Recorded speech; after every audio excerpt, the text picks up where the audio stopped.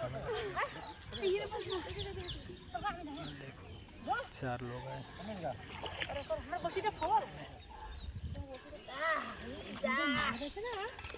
যা বৃষ্টি হয়েছে কদিন থেকে একদম ঝাঁকে ঝাঁকে মাছ আসবে। জায়গাটা তো সুন্দর না, মাছের একদম উপযুক্ত জায়গা। टेक्नोलॉजिया हो চার ফেলালে মাছ না আসে, গোবর সার, মাছ যে কি ভালো খায়। टेक्नोलॉजिया